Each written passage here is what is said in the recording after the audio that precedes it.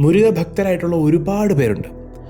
അവരൊരുപാട് തരത്തിലുള്ള സ്തോത്രങ്ങളും മന്ത്രങ്ങളുമൊക്കെ തേടിപ്പോകാറുണ്ട്. ഏതെനിക്ക് ഫലം ചെയ്യും എന്ന് കരുതി ഒരുപാട് സ്തോത്രങ്ങളും മന്ത്രങ്ങളും ഒക്കെ ജപിക്കാറുണ്ടെങ്കിലും ഏറ്റവും ഫലം തരുന്നത് എപ്പോഴും സ്തോത്രങ്ങളാണ്, പ്രത്യേകിച്ച് ഗുരു ഉപദേശമൊക്കെ ഇല്ലാതിരിക്കുമ്പോൾ. അതിൽ തന്നെ ഏത് സ്തോത്രം എനിക്ക് കൂടുതൽ ഫലം തരുമെന്ന് എങ്ങനെ അറിയാം? ആ ഗുരുവിൻ്റെ അല്ലെങ്കിൽ ആ സ്തോത്രം ഏത് രീതിയിലാണ് നമ്മളിലേക്ക് വന്നത് എന്ന് മനസ്സിലാക്കിയാൽ മതി. ഇപ്പോൾ പുരാണത്തിലാണെങ്കിൽ ആ സ്തോത്രത്തിന് പിന്നിൽ ഒരു കഥയുണ്ടായിരിക്കും. അതുപോലെ തന്നെ ഒരു ഗുരു നമ്മൾക്കൊരു സ്തോത്രം തന്നാണെങ്കിൽ അതിൻ്റെ പിന്നിലൊരു കഥയുണ്ടായിരിക്കും. അതുപോലെ തന്നെ ആ സ്തോത്രം ജപിച്ചാൽ എന്ത് ഫലം കിട്ടുമെന്ന് സ്തോത്രത്തിൻ്റെ ഫലശ്രുതിയിലൂടെ നമ്മൾക്ക് പറഞ്ഞു തരും. അപ്പോൾ ഇതൊക്കെയാണ് നമ്മൾ മനസ്സിലാക്കേണ്ടത്. അപ്രകാരം നമ്മളുടെ ജീവിതത്തിൽ വലിയ പരിവർത്തനം ഒരു മുരുക ഭക്തനാണെങ്കിൽ ഉണ്ടാക്കാൻ സാധ്യതയുള്ളൊരു സ്തോത്രമാണ് സുബ്രഹ്മണ്യ ഭുജംഗം എന്നുള്ളത്. അപ്പോൾ നമ്മൾക്ക് ഇതിൻ്റെ പിന്നിലെ കഥ നോക്കിയാൽ തന്നെ എന്തുകൊണ്ട് ഈ സ്തോത്രം ഇത്രയും പ്രസക്തമായി മാറി എന്ന് നമുക്ക് മനസ്സിലാകും. അതെങ്ങനെയാണെന്ന് വെച്ചാൽ, ആദി ശങ്കരാചാര്യർ ചുമ സംബന്ധമായ രോഗം മൂലം വളരെയധികം പീഡനം അനുഭവിച്ചുകൊണ്ടിരുന്നൊരു കാലഘട്ടത്തിൽ ഒരുപാട് മരുന്നുകളൊക്കെ സേവിച്ചെങ്കിലും ഒരു തരത്തിലുള്ള ഫലവും സിദ്ധിച്ചില്ല.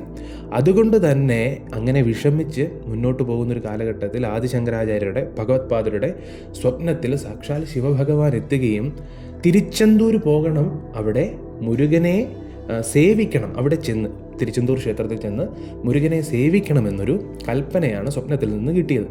അപ്രകാരം നമ്മളുടെ തൂത്തുക്കുടിയിലുള്ള സുബ്രഹ്മണ്യ ക്ഷേത്രമായ ആറുപടൈ വീടിൽ ശൂരപത്മനെ വധിച്ചു എന്ന് നമ്മൾ കരുതുന്ന സ്ഥലമാണ് ഇവിടം തിരുച്ചെന്തൂർ. തിരുച്ചെന്തൂർ വെച്ചാണ് ഭഗവാൻ ശൂരപത്മനെ കൊന്നത് എന്നാണ് പറയുന്നത്. രണ്ടാക്കി പിളർന്നത് അവിടെ വെച്ചാണെന്ന് പറയുന്നത്. അപ്പോൾ അവിടെ എത്തണമെന്നും അവിടെ സേവിക്കണമെന്നുമാണ് പറഞ്ഞത്. അങ്ങനെ ആദിശങ്കരാചാര്യർ പോകുന്നു. ഭഗവാനെ കാണുമ്പോൾ ഭഗവാനെ അതിനു മുൻപ് തന്നെ ആദിശേഷൻ സേവിച്ചു കൊണ്ടിരിക്കുന്ന ഒരു അത്ഭുത കാഴ്ചയാണ് ആദിശങ്കരാചാര്യർ അവിടെ ചെല്ലുമ്പോൾ കാണുന്നത്. സുബ്രഹ്മണ്യനെ ആദിശങ്കരാചാര്യർ എത്തുമ്പോൾ സാക്ഷാൽ ആദിശേഷൻ ഭഗവാനെ സേവിച്ചു കൊണ്ടിരിക്കുന്നതാണ് ഭഗവാൻ ആദിശങ്കരാചാര്യർ ഭഗവത്പാദരും കാണുന്നത്. അപ്പോൾ അതെല്ലാം ആ ഒരു അത്ഭുത കാഴ്ചയൊക്കെ കണ്ട് 33 ശ്ലോകങ്ങളാണ് ഈ സ്തോത്രത്തിന് വേണ്ടി എഴുതിയത്. ഈ സ്തോത്രം അത്രയ്ക്കും ഫലപ്രദമാണ് എന്ന് പറഞ്ഞാൽ ആദിശങ്കരാചാര്യരുടെ രോഗത്തിൽ നിന്ന് മുക്തി കൊടുത്ത സ്തോത്രമാണ്. അതുകൊണ്ട് തന്നെ ഏതു തരത്തിലുള്ള രോഗ ദുരിതങ്ങളുണ്ടെങ്കിലും ഈ സ്തോത്രം ജപിച്ചാൽ അത് മാറുമെന്നുള്ളത് സുനിശ്ചിതമാണ്. കാര്യം എന്താ? ആ ഗുരു തന്നെ അത് സ്വന്തം ഫലത്തിൽ വരുത്തി കാണിച്ചു തന്നു. എന്താണ് ഒരു സ്തോത്രം ജപിക്കുമ്പോഴുള്ള ഫലം എന്ന് എങ്ങനെ നമ്മൾ മനസ്സിലാക്കുന്നത്? ആ ജപിച്ച ആൾക്ക് അല്ലെങ്കിൽ ആ സ്തോത്രം നമ്മൾക്ക് നൽകിയ ആ മഹാനുഭാവന് എന്താണ് മാറ്റം ഉണ്ടായത്? അതിവിടെ നമ്മൾക്ക് ആദിശങ്കരാചാര്യർ ആദ്യം തന്നെ കാട്ടിത്തന്നു. പക്ഷേ ഈ സ്തോത്രത്തിന് ഈ ഫലം മാത്രമല്ല ഉള്ളത്, ഒരുപാട് വേറെയും ഫലങ്ങളുണ്ട്. അതൊക്കെ നമ്മൾക്ക് മനസ്സിലാക്കാം. ഈ 33 ശ്ലോകങ്ങളാണ് ഈ സ്തോത്രത്തിലുള്ളത്. ആദ്യം ഭഗവാൻ സുബ്രഹ്മണ്യനെ ഉണർത്തുന്ന തരത്തിലുള്ള ശ്ലോകങ്ങളും, പിന്നീട് സുബ്രഹ്മണ്യ ഭഗവാനെ വർണ്ണിക്കുന്ന തരത്തിലുള്ള ശ്ലോകങ്ങളും, അവസാനം ഉള്ള ശ്ലോകങ്ങൾ എന്ന് പറയുന്നത് ഭഗവാനിലേക്ക് പൂർണ്ണ ശരണാഗതി പ്രാപിക്കുന്ന, ഭക്തിയിലെ ഏറ്റവും വലിയ കാര്യം എന്ന് പറയുന്നത് പൂർണ്ണ ശരണാഗതി, ആത്മനിവേദനമാണ്. ഭഗവാൻ സുബ്രഹ്മണ്യനിൽ പൂർണ്ണമായും ലയിച്ച് മോക്ഷത്തിലേക്ക് നമ്മളെ പ്രാപ്തനാക്കുന്ന തരത്തിലാണ് സ്തോത്രം രചിച്ചിരിക്കുന്നത് തന്നെ. ഭഗവാന്റെ എല്ലാ ഗുണങ്ങളും ഇതിൽ അടങ്ങിയിരിക്കുന്നത് കൊണ്ട് തന്നെ നമ്മൾക്ക് അറിവ് ലഭിക്കും. അതായത് എല്ലാ തരത്തിലുള്ള ആത്മീയവും ഭൗതികവുമായിട്ടുള്ള അറിവ് ലഭിക്കും. ഇച്ഛാശക്തി, ക്രിയാശക്തി ഉണ്ടാകും. അതുപോലെ തന്നെ ഫലശ്രുതിയിൽ പറയുന്ന പ്രകാരം നമ്മൾ ആഗ്രഹിക്കുന്ന പോലെ നല്ല ഒരു പങ്കാളി ലഭിക്കുമെന്നുള്ളതാണ്. നമ്മൾ ഭർത്താവിനെയാണോ ആഗ്രഹിക്കുന്നത്, ഭാര്യനെയാണോ ആഗ്രഹിക്കുന്നത്, അങ്ങനെ നല്ലൊരു ഭാര്യ അല്ലെങ്കിൽ നല്ലൊരു ഭർത്താവിനെ കിട്ടും. ഇനി രണ്ടാമത്തെ കാര്യം, നല്ല പുത്രന്മാരുണ്ടാവും. നമ്മൾക്ക് വെറുതെ പുത്രന്മാരുണ്ടായിട്ട് കാര്യമില്ല, സുപുത്രന്മാരായിരിക്കണം, നല്ല പുത്രന്മാരായിരിക്കണം, നമ്മൾക്ക് പേര് കൊണ്ടുതരുന്ന പുത്രന്മാരായിരിക്കണം, നമ്മൾ പറഞ്ഞാൽ അനുസരിക്കുന്നവരായിരിക്കണം, അവർക്ക് നമ്മളോടൊരു സ്നേഹവും ആദരവും ഒക്കെ ഉണ്ടായിരിക്കണം. ഇനി നമ്മൾക്ക് മക്കളുണ്ടെങ്കിലും ഈ ഒരു സ്തോത്രം ജപിച്ച് അവർക്ക് വേണ്ടി പ്രാർത്ഥിച്ചു കഴിഞ്ഞാൽ അവർക്ക് നേരായ മാർഗത്തിൽ പോകാനും ഭഗവാൻ സുബ്രഹ്മണ്യൻ വഴി കാട്ടുമെന്നുള്ള കാര്യത്തിൽ ഒരു സംശയവുമില്ല. അതുകൊണ്ട് തന്നെ നല്ല പങ്കാളി, അതുപോലെ തന്നെ നല്ല പുത്രന്മാർ. പിന്നീട് നമ്മൾക്ക് കിട്ടുന്ന എന്താണെന്ന് വെച്ചാൽ ധനം. നമ്മൾ എന്താണോ ആഗ്രഹിക്കുന്ന, ഏത് തലത്തിലേക്കാണോ നമുക്ക് ധനം കൊണ്ടുപോകാൻ ആഗ്രഹം, അത്രയും ധനം ഭഗവാൻ തരും എന്നുള്ളതാണ്. ഇനി അടുത്ത കാര്യമായി പറയുന്നത് എന്താണ്? നല്ല ആയുരാരോഗ്യ സൗഖ്യം, ഒരുപാട് കാലം നമ്മൾക്ക് ജീവിച്ചിരിക്കാൻ പറ്റും. അതായത് നമ്മൾക്ക് ദീർഘായുസ് ഉണ്ടാവും. ഇനി അവസാനമായി പറയുന്നത് എന്താണ്? മോക്ഷം, സായുജ്യം, ഭഗവാനിൽ ലയിക്കാൻ സാധിക്കും. സുബ്രഹ്മണ്യ ഭക്തരാണെങ്കിൽ സുബ്രഹ്മണ്യനിൽ ചെന്ന് ലഭിക്കാൻ, ഭഗവാൻ മുരുകനിൽ ചെന്ന് ലയിക്കാൻ ഏറ്റവും വിശേഷപ്പെട്ട സ്തോത്രമാണിതെന്നാണ് പറയുന്നത്. അപ്പോൾ ധർമ്മ അർത്ഥ കാമ മോക്ഷം എന്നുള്ളത് ഇവിടെ തന്നെയായി. നമ്മൾക്ക് നല്ല പങ്കാളി ലഭിക്കും, നല്ല സുപുത്രന്മാരുണ്ടാകും, അതുപോലെ തന്നെ ആയുരാരോഗ്യ സൗഖ്യത്തോടു കൂടി നന്നായി ജീവിക്കാൻ പറ്റും, ധനം ലഭിക്കും, അതിനപ്പുറം സായുജ്യം ലഭിക്കും. സായുജ്യം, ഏറ്റവും പ്രധാനപ്പെട്ടത് സായുജ്യം. ഭഗവാന്റെ പക്കൽ ചെന്ന് സുബ്രഹ്മണ്യ ഭക്തരാണെങ്കിൽ അവസാനമായിട്ട് നമ്മൾക്ക് എന്താ വേണ്ടത്? ആത്യന്തികമായിട്ട് ഒറ്റ കാര്യം മതി, ഭഗവാന്റെ അടുത്ത് എനിക്കെത്തണം.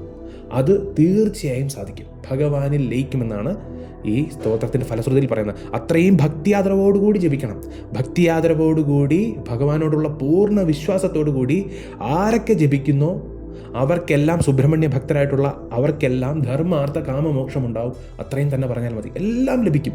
ഇത് ഈ സ്തോത്രത്തിൻ്റെ തന്നെ ഫലശ്രുതിയാണ്, ഞാനായിട്ട് പറയുന്നതൊന്നുമല്ല. ഈ സ്തോത്രം, ഓരോ സ്തോത്രം ജപിക്കുമ്പോഴും അതിനെന്താണ് അതിൻ്റെ ഫലം എന്നുള്ളത് ആ സ്തോത്രത്തിൽ തന്നെ നമുക്ക് അറിയാൻ സാധിക്കും. അങ്ങനെ പറയുന്ന കാര്യമാണ് ഇതെല്ലാം ലഭിക്കും. ഇവിടെ നമ്മൾ മനസ്സിലാക്കേണ്ട ഒരു കാര്യമുണ്ട്. ഒരാൾക്ക് ധനമുണ്ടെങ്കിലും ആയുസ്സില്ലെങ്കിൽ എന്ത് സംഭവിക്കും? അല്ലെങ്കിൽ രോഗങ്ങളാണെങ്കിൽ എന്ത് സംഭവിക്കും? ഒരു തരത്തിലും ആ ധനം അനുഭവിക്കാൻ സാധിക്കില്ല. ഇനി ധനവും ആയുസ്സും ഉണ്ടെങ്കിലും പുത്രന്മാർ നല്ലതല്ല, അല്ലെങ്കിൽ നമ്മളുടെ പങ്കാളി നല്ലതല്ലെങ്കിൽ ഒരു തരത്തിലുള്ള ഗുണവും ഉണ്ടായിരിക്കില്ല ആ ജീവിതത്തിന്. ഇതെല്ലാം ഉണ്ടായാലും അവസാനം നമ്മൾ ഭഗവാനിൽ ലയിക്കുന്നില്ലെങ്കിൽ ഇതെല്ലാം ഉണ്ടായിട്ടും ഒരു കാര്യവുമില്ല. എങ്കിൽ ആദിശങ്കര ഭഗവത്പാദർ നമ്മളോടുള്ള സ്നേഹം കൊണ്ട് ഈ സ്തോത്രത്തിൽ ഇതെല്ലാം നമ്മൾക്ക് ഫലമായി ലഭിക്കുന്ന രീതിയിലാണ് ഈ സ്തോത്രം രചിച്ചിരിക്കുന്നത്. അതുകൊണ്ട് തന്നെ എല്ലാ തരത്തിലുള്ള ഫലവും നമ്മളെ തേടി എത്തുമെന്നുള്ള കാര്യത്തിൽ ഒരു സംശയവുമില്ല. പ്രത്യേകിച്ച് നല്ല രീതിയിൽ അറിവുണ്ടാവും. നല്ല രീതിയിൽ ഭഗവാൻ അറിവിൻ്റെ ദേവനാണ്, അറിവ് നമ്മൾക്ക് ഉറപ്പായും ലഭിക്കും. അതുപോലെ തന്നെ നമ്മളുടെ ഉള്ളിലുള്ള മാലിന്യങ്ങൾ, നമ്മളുടെ ശത്രുക്കൾ നമ്മുടെ ഉള്ളിൽ തന്നെയുണ്ട്. ഭഗവാൻ സൈന്യാധിപനാണ്. പുറത്തുള്ള സൈന്യത്തിൻ്റെ മാത്രമല്ല, അകത്തുള്ള സൈന്യത്തിൻ്റെയും അധിപനാണ് ഭഗവാൻ. അതുകൊണ്ട് അകത്തുള്ള നകാരാത്മക ശക്തികളെയും ഇല്ലാതാക്കി നമ്മളെ തന്നെ സകാരാത്മകമായി അല്ലെങ്കിൽ പോസിറ്റീവാക്കി മാറ്റും ഭഗവാൻ. അതുപോലെ തന്നെ നമ്മൾക്കൊരു കാര്യം അറിയാം, ഇത് ഏത് ദേവനെ നോക്കിയാണ് ചൊല്ലിയിരിക്കുന്നത്, ഏത് ദേവനെ, ഏത് ക്ഷേത്രത്തിൽ വെച്ച്, ഏത് രൂപത്തിലാണ് ഭഗവാൻ ആദിശങ്കരാചാര്യർ ഇത് സ്തുതിച്ചിരിക്കുന്നത്, ഏത് ദേവനെ നോക്കിയാണ് സ്തുതിച്ചിരിക്കുന്നത് എന്ന് നോക്കിയാൽ നമുക്ക് മനസ്സിലാകും. തിരുച്ചെന്തൂർ ഭഗവാനാണ്. തിരുച്ചെന്തൂർ ഭഗവാൻ തിരുപ്പം തരുന്ന ഭഗവാനാണ്, നമ്മളുടെ ജീവിതത്തിൽ ഒരു മാറ്റം തരുന്ന ഭഗവാനാണ്. അതുകൊണ്ട് തന്നെ തിരുച്ചെന്തൂർ ഭഗവാനെ മനസ്സിൽ ധ്യാനിച്ചുകൊണ്ട് നമ്മൾ ഈ സ്തോത്രം ചൊല്ലിയാൽ ജീവിതത്തിൽ പിന്നെ കിട്ടാത്തതായിട്ട് ഒന്നുമില്ല. എല്ലാ മുരുക ഭക്തർക്കും അറിയാവുന്ന ഒരു രഹസ്യമുണ്ട്, തിരുച്ചെന്തൂർ മണ്ണിൽ കാലുകുത്തിയാൽ തന്നെ നമ്മളുടെ ജീവിതം മാറിയെന്ന്. അങ്ങനെയാണെങ്കിൽ ആ സ്തോത്രം, ആ തിരുച്ചെന്തൂർ ഭഗവാനെ സ്തുതിച്ചുള്ള സ്തോത്രം നമ്മൾ നിത്യം ജപിക്കുകയാണെങ്കിൽ എന്തായിരിക്കും ഫലം? തീർച്ചയായിട്ടും എല്ലാ തരത്തിലുള്ള ഫലവും ഉണ്ടായിരിക്കും, എല്ലാ തരത്തിലുള്ള അനുഗ്രഹവും ഉണ്ടായിരിക്കും. നമ്മളുടെ ചുറ്റുമുള്ള എല്ലാ നകാരാത്മക അല്ലെങ്കിൽ നെഗറ്റീവ് ഊർജ്ജങ്ങളെയും പരാജയപ്പെടുത്തിക്കൊണ്ട്, തിരുച്ചെന്തൂർ ഭഗവാന്റെ ഗുണം തന്നെ അതാണ്, ആ ശക്തിവേൽ ഏന്തിക്കൊണ്ട് ശൂരപത്മനെ വധിച്ച സ്ഥലമാണ്, തിരുത്തലമാണ്. അതുകൊണ്ട് തന്നെ എല്ലാ തരത്തിലുള്ള ദുഃഖങ്ങളിൽ നിന്നും, എല്ലാ തരത്തിലുള്ള പ്രശ്നങ്ങളിൽ നിന്നും നമ്മൾക്ക് മുക്തിയേകും എന്ന് മാത്രമല്ല, ജീവിതത്തിൽ എല്ലാ വിജയവും ഭഗവാൻ വെട്രിവേലനാണ്, എല്ലാ വിജയവും നമ്മൾക്ക് കൊണ്ടുത്തരും എന്നുള്ള കാര്യമെല്ലാം നമ്മളിലേക്ക് ആദിശങ്കര ഭഗവത്പാദർ ഈ സ്തോത്രത്തിലൂടെ പകർന്നു നൽകുന്നുണ്ട്.